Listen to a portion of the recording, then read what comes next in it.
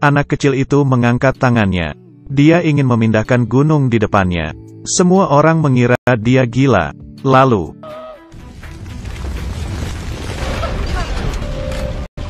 dia benar-benar melakukannya. Semua orang dikejutkan oleh bocah ini. Tapi anak-anak itu benar-benar melakukan apa yang dia inginkan. Apakah dia mendapatkan kekuatan? Sebelum itu, karena badannya yang pendek, selalu menjadi objek ejekan anak-anak lainnya.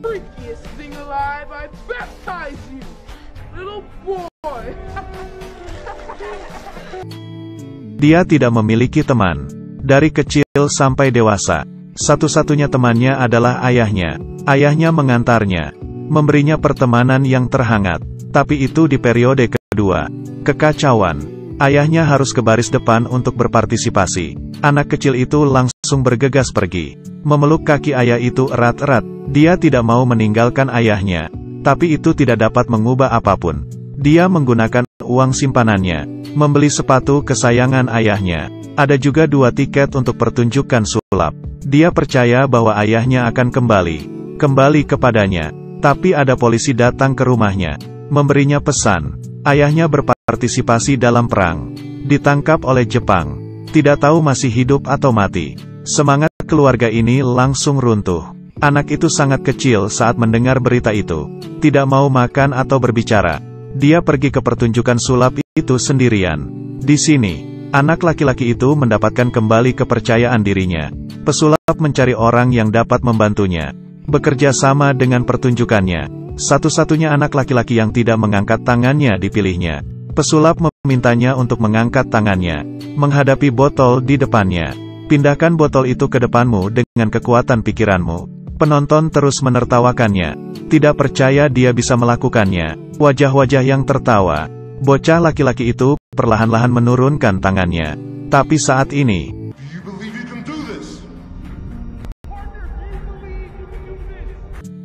anak laki-laki itu ingat apa yang dikatakan ayahnya. Dia mengangkat tangannya lagi. Melihat botol itu dengan kuat. Aku bisa memindahkan botolnya. Botol itu bergerak ke depannya. Dia melakukannya. Penonton terdiam. Lalu ada tepuk tangan untuknya. Saat itu anak kecil itu mendengar pendeta berkata, "Jika kalian memiliki iman sebesar biji sesawi, kita bahkan bisa memindahkan gunung. Jika kalian bisa memindahkan gunung, maka tidak ada yang tidak mungkin. Biarkan kompetisi ini berakhir. Biarkan orang yang kita cintai kembali." Perumpamaan tentang iman. Lalu anak kecil itu menemukan cara untuk ayahnya kembali. Jadi dia benar-benar mencuri sebiji sesawi. Dia percaya, selama dia bisa memindahkan gunung, ayahnya bisa kembali kepadanya dari medan perang. Anak kecil itu memungut batu, melemparnya ke rumah, mengenai jendelanya. Kakaknya menyalakan sebuah molotov, siap untuk membakar rumah ini. Karena di rumah ini, hidup seorang orang Jepang. Mereka membenci orang Jepang. Karena ayah yang di medan perang ditangkap oleh orang Jepang. Tokoh ini juga menolak untuk melayani orang Jepang.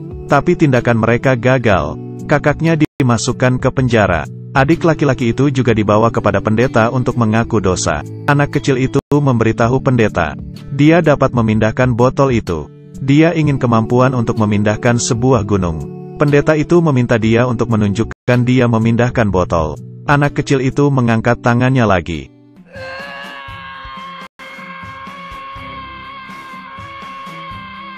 Tapi kali ini tidak peduli seberapa keras dia mencoba. Botolnya tidak bergerak. Akhirnya pendeta ini memindahkan botolnya. Dia tergerak oleh kegigihan anak kecil itu. Dia mengeluarkan sebuah buku. Beberapa hal tercantum di atas.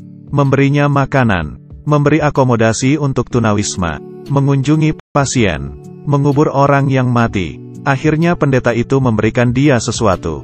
Bertemanlah dengan Hashimoto. Selesaikan saja tugas-tugas di atas. Anak laki-laki ini yakin dapat mendapatkan kekuatan super. Meskipun anak laki-laki itu benar-benar tidak puas dengan hal terakhirnya. Tapi demi ayahnya, dia mengetuk pintu Hashimoto. Minta maaf apa yang dia lakukan sebelumnya. Tapi Hashimoto mengabaikannya. Dia membeli minuman lain untuk Hashimoto. Hashimoto berbalik dan membuangnya ke tempat sampah. Dia tidak menyerah. minta Hashimoto untuk pergi ke restoran.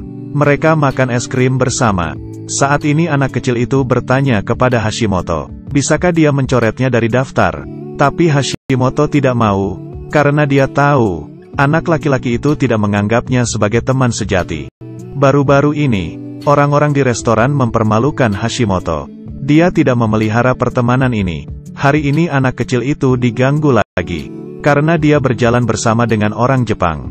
Hashimoto melihatnya, membawanya pergi.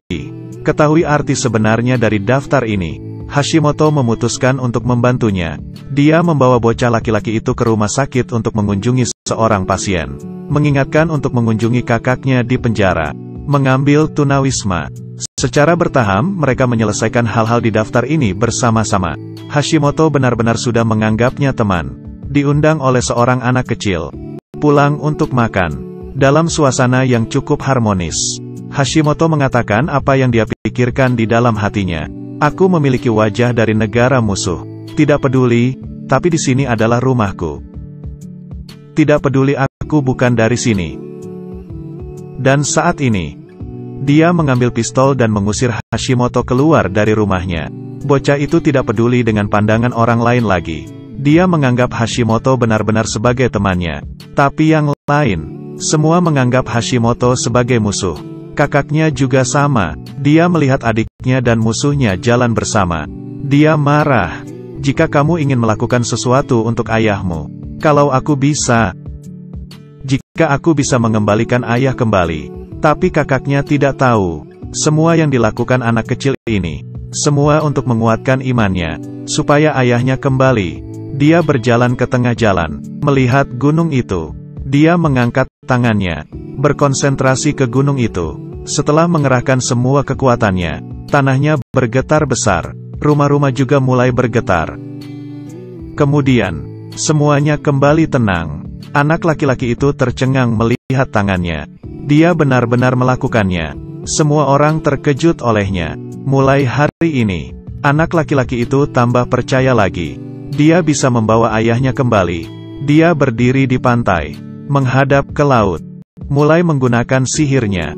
Dia bertahan hari demi hari. Dia benar-benar percaya, ayahnya pasti akan kembali.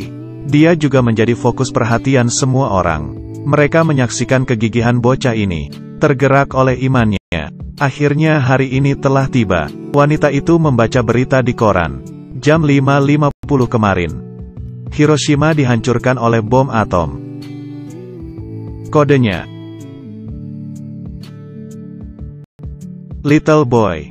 Semua orang dengan senang hati memberitahu anak kecil itu, kamu melakukannya, tapi ayahnya tidak datang. Tapi pemberitahuan kematian, ayahnya mati di medan perang. Anak kecil itu di depan batu nisan. Melihat foto ayahnya sangat menyakitkan. Memegang foto itu erat-erat di pelukannya. Dia tidak dapat menerimanya. Mengapa begitu banyak usaha? Ayahnya pergi selamanya, menyelesaikan hal terakhir di dalam daftar. Dia meninggalkan daftar itu untuk ayahnya. Dia memiliki keyakinan yang kuat, hanya tidak menduga, untuk mengucapkan selamat tinggal kepada ayahnya. Dia sering duduk sendirian di tepi pantai, merindukan ayahnya, juga menanggung ini diam-diam. Tiba-tiba seseorang datang ke rumahnya. Sebenarnya, informasi tentang ayahnya ada yang salah. Dia belum mati. Kakaknya mengangkatnya tinggi-tinggi.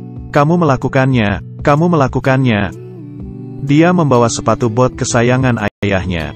Sesampainya di rumah sakit, memberikan ayahnya sepatu botnya. Sepertinya mereka baru saja mengucapkan selamat tinggal. Ayahnya dengan lembut menyentuh wajahnya. Dia menunjukkan senyum bahagia. Keluarganya telah melalui perpisahan, saling berpelukan erat. Keluarga yang terluka di medan perang, akhirnya mengatasi rintangan, kepercayaan dan harapan. Membiarkan mereka kembali ke orang-orang yang dikasihi. Lengkap lagi, film ini berjudul Little Boy. Interpretasi medan perang adalah perjuangan dan kebencian, harapan dan toleransi. Juga berhasil dibangunkan kebaikan dan kepolosan hati seseorang. Baiklah, ini adalah film untuk hari ini. Jika Anda suka, jangan lupa untuk like dan subscribe. Kita akan bertemu di lain